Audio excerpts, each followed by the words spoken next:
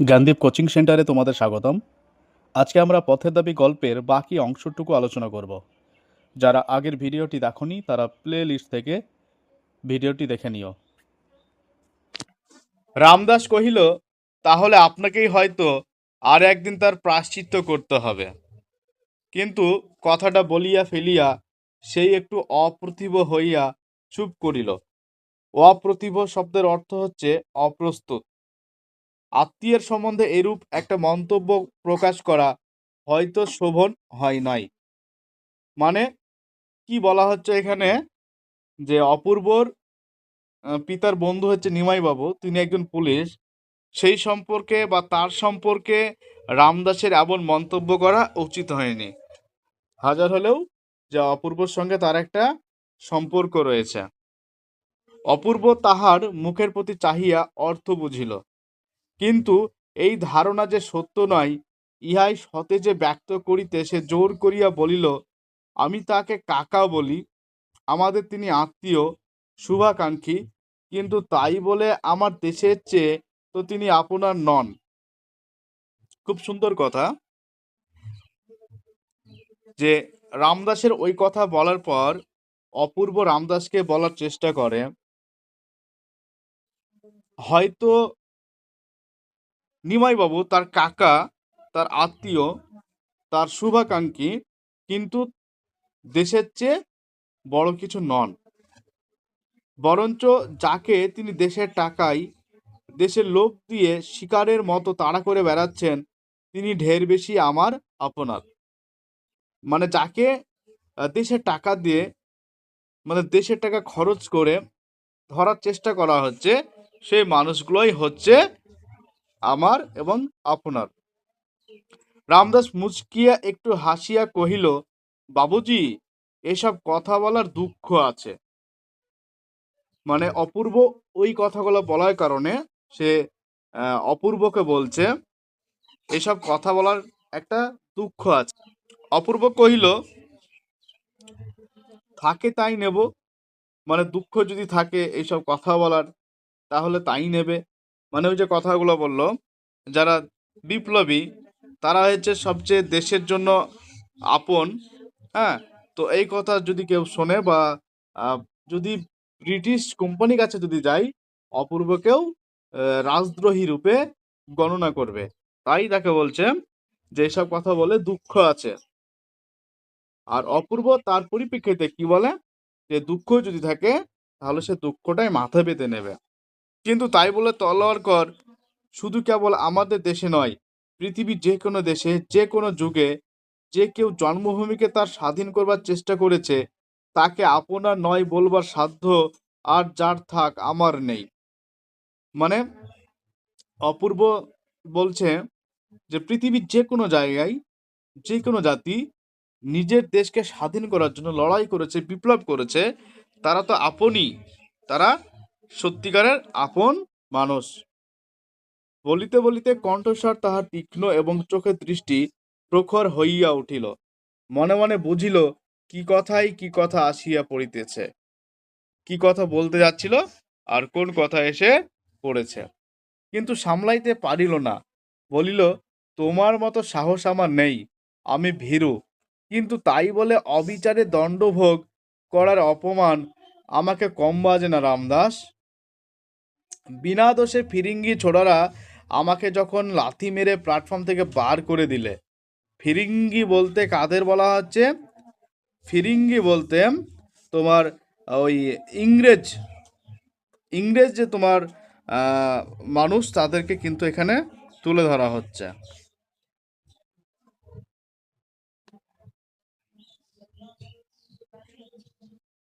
ফিরিঙ্গি বলতে ব্রিটিশদেরকে বোঝানো হচ্ছে। কোথায় গো? হ্যাঁ। এবং এই অন্যায়ের প্রতিবাদ যখন করতে গেলাম, তখন সাহেব স্টেশন মাস্টার কেবলমাত্র আমাকে দেশি লোক বলেই দেশের স্টেশন থেকে কুকুরের মতো দূর করে দিলেন। তার লাঞ্ছনা এই কালো চামড়ার নিচে কম জ্বলে না, তলোয়ার কর। অপূর্ব একটি ঘটনার সাক্ষী হয়েছিল।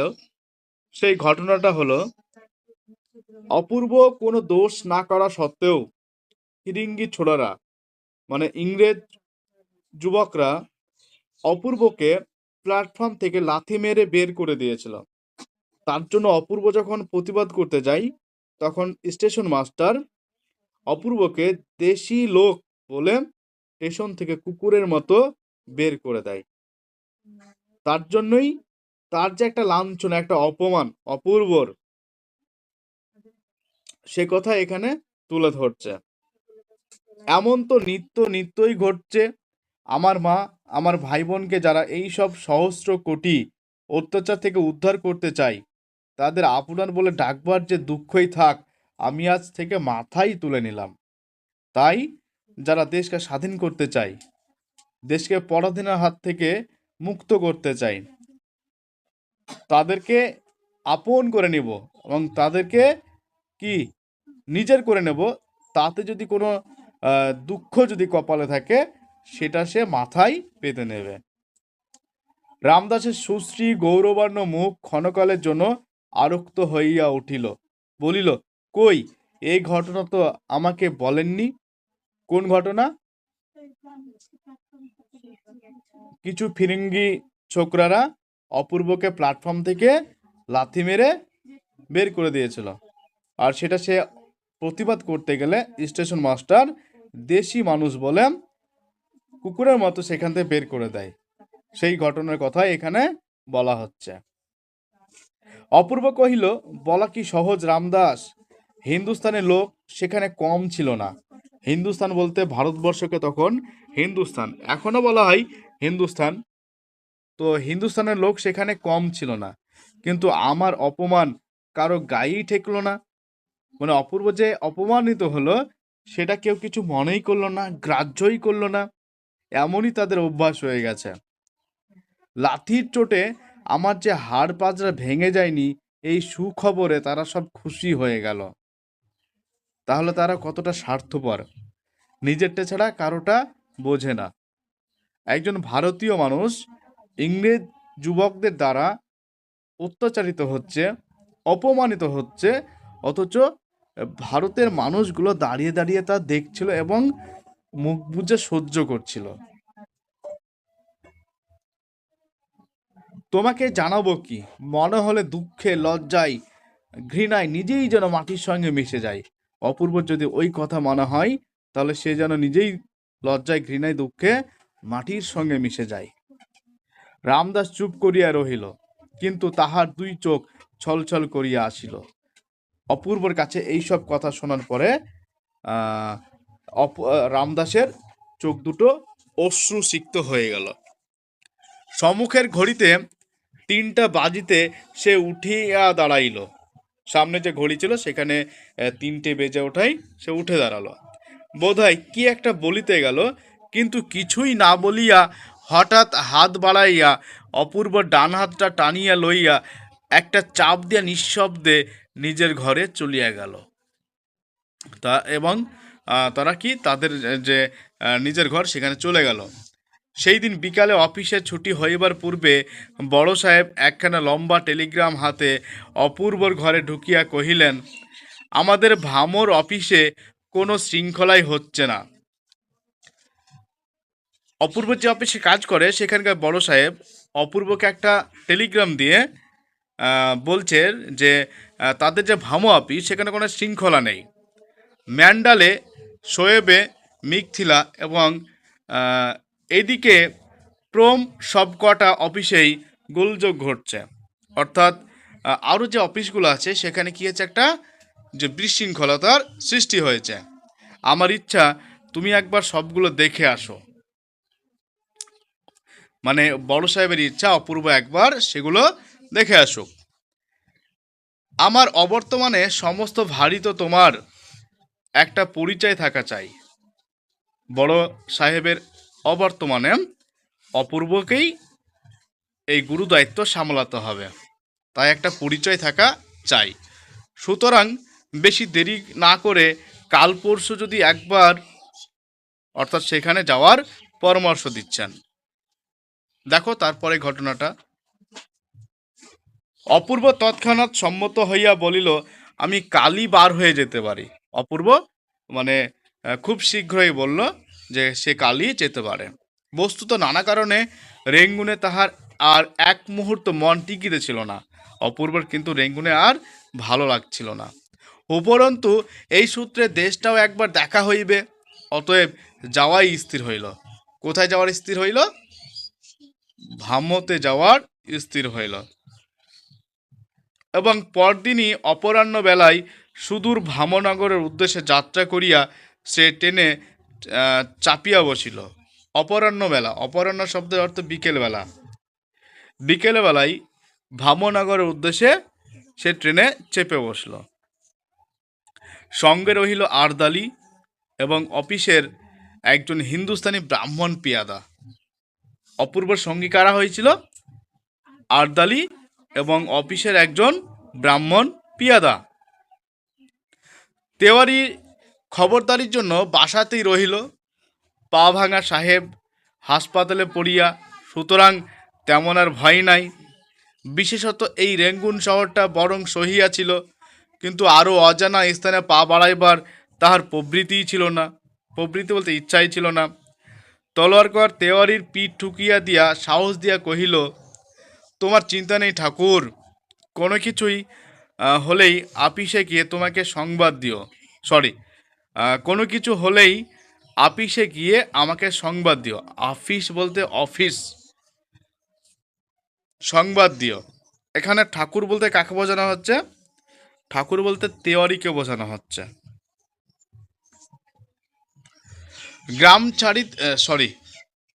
গাড়ি ছাড়িতে বোধ করি তখনও মিনিট পাঁচেক বিলম্ব ছিল। বিলম্ব শব্দের অর্থ দেরি। গাড়ি ছাড়তে মিনিট পাঁচেক দেরি ছিল। অপূর্ব হঠাৎ চকিত হইয়া বলিয়া উঠিল, ওই যে! তলোয়ারকর ঘাড় ফিরিতে বুঝিল এই সেই গিরিশ মহাপাত্র। সেই বাহারে জামা, সেই সবুজ রঙের ফুল মোজা, সেই পামসু এবং ছড়ি, প্রভেদের মধ্যে এখন কেবল সেই বাঘাকার রুমালখানি বুক পকেটে ছাড়িয়া তাহার কণ্ঠে জড়ানো। প্রভেদ শব্দের অর্থ পার্থক্য, মানে পার্থক্য শুধুমাত্র সেই বাঘাকার রুমালটা আগে ছিল বুক পকেটে, এখন কণ্ঠে মানে গলায় জড়ানো। মহাপাত্র এই দিকেই আসিতেছিল, মহাপাত্র এইদিকেই আসছিল। সম্মুখে আসিতেই অপূর্ব ডাকিয়া কহিল, কি হে গিরিশ, আমাকে চিনতে পারো? কোথায় চলেছ? গিরিশ সশব্যস্তে একটা মস্ত নমস্কার করিয়া কহিল। সশব্যস্ত শব্দের অর্থ হলো অত্যন্ত ব্যস্ত। অত্যন্ত ব্যস্ত হয়ে সে নমস্কার করল। আগে চিনতে পারি বই কি বাবু মশাই। কোথায় আগমন হচ্ছে, কোথায় যাওয়া হচ্ছে? গিরিশ মহাপাত্র জানতে চাই অপূর্বর কাছে। অপূর্ব সহাস্যে কহিল, আপাতত ভামো যাচ্ছি। তুমি কোথায়? অপূর্ব কোথায় যাচ্ছে? ভামো যাচ্ছে। তুমি কোথায়? তুমি বলতে কাকে বোঝানো হচ্ছে? গিরিশ মহাপাত্রকে। গিরিশ কহিল, আগে এনাজাং থেকে দুজন বন্ধু লোক আসবার কথা ছিল। গিরিশ প্রত্যুত্তরে বলেন, এনানজাং থেকে দুইজন বন্ধু লোক আসার কথা ছিল। আমাকে কিন্তু বাবু ঝুটমুট হয়রান করা। হ্যাঁ, আনে বটে কেউ কেউ আফিং সিদ্ধি লুকিয়ে, কেউ কেউ আফিং লুকিয়ে আনে, কিন্তু আমি বাবু ভারী ধর্মভীরু মানুষ, মানে ধর্মকে ভয় করে, ধর্মের কথা মেনে চলে। কে? গিরিশ মহাপাত্র। বলি, কাজ কি বাপু জুচ্চুরিতে? মানে জোচ্চুরি করে কোনো লাভ নেই। কথাই বলে পরধর্ম ভয়াবয়।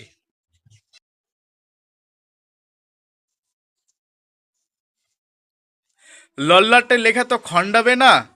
লল্লাট শব্দের অর্থ কপাল। কপালের লেখা তো আর খণ্ডাবে না। অপূর্ব হাসিয়া কহিল, আমারও তাই বিশ্বাস, কিন্তু তোমার বাপু একটা ভুল হয়েছে। বাপু বলে কাকে সম্বোধন করা হচ্ছে? গিরিশ মহাপাত্রকে। অপূর্ব বলছে গিরিশ মহাপাত্রকে, তোমার একটা ভুল হয়েছে। আমি পুলিশের লোক নই, আফিম সিদ্ধির কোনো ধার ধারি নে।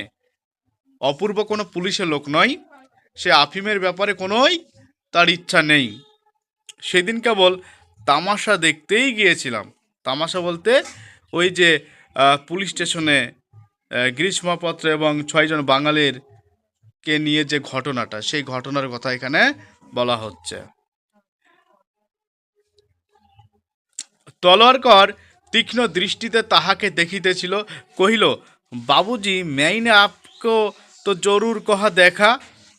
বাবুজি, আমি তো আপনাকে কোথায় দেখেছি? গিরিশ কহিল, আশ্চর্য নেই হাই বাবু সাহেব, নকরি বাঁচতে কেত্তা জায়গায় তো ঘুমতে হয়।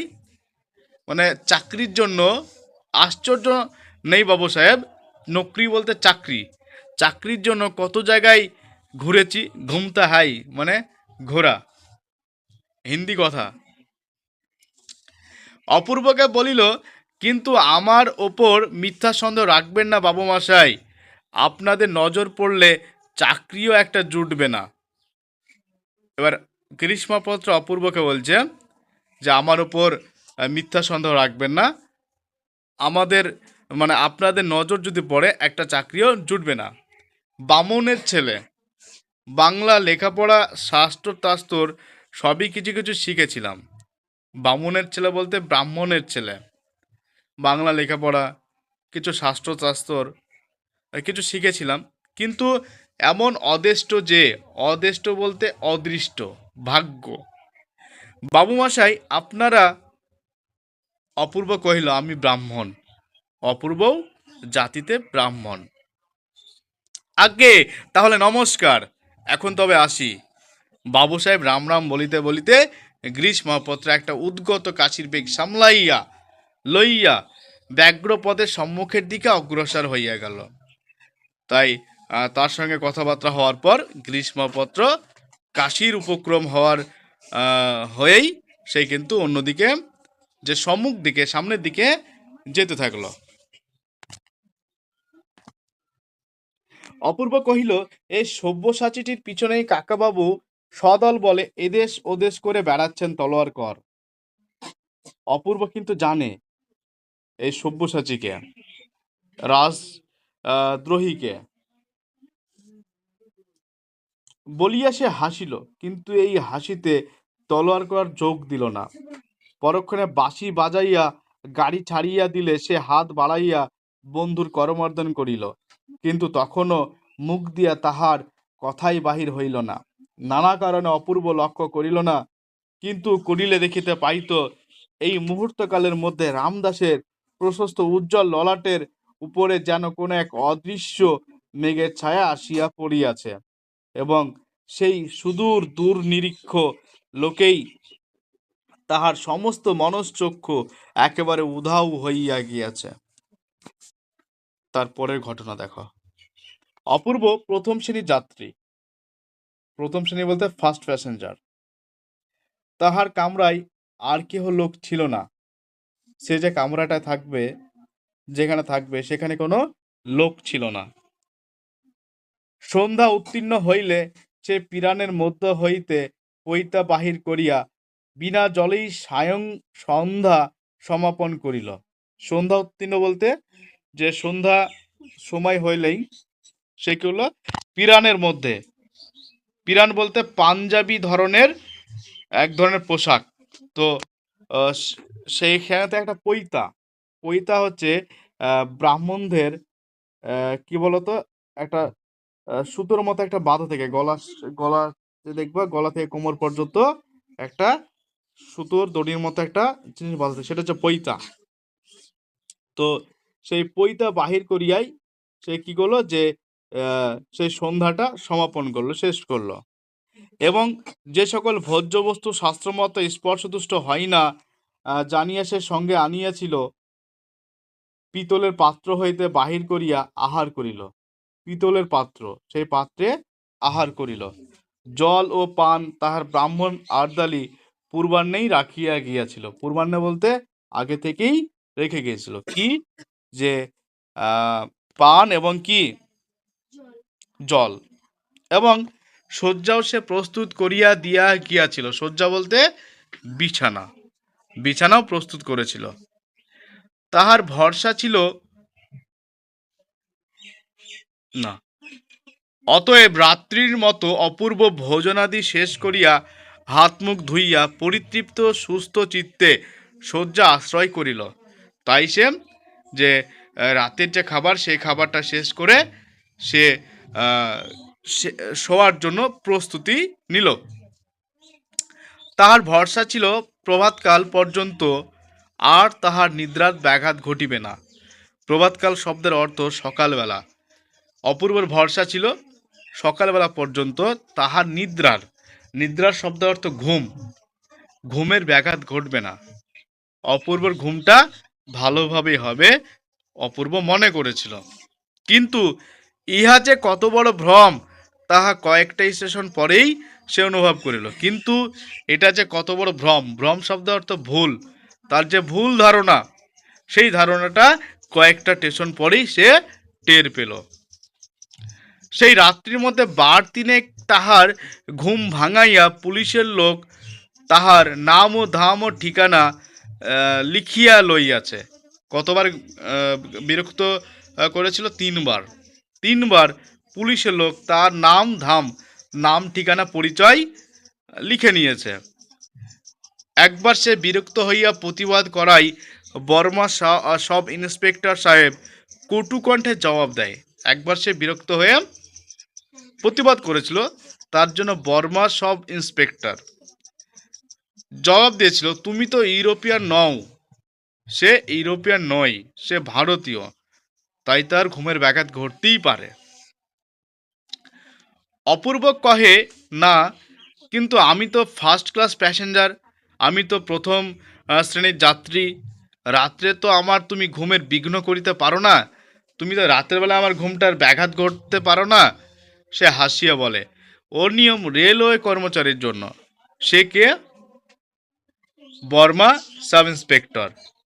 কি বলে যে ওটা হচ্ছে রেলওয়ে কর্মচারীদের জন্য, আমি পুলিশ, ইচ্ছা করিলে আমি তোমাকে টানিয়া নিচে নামাইতে পারি, আমি হচ্ছে পুলিশের লোক, আমার যদি ইচ্ছা হয় তোমাকে আমি টেনে নিচে নামাইতেও পারি। এখানেই শেষ এই গল্পটা।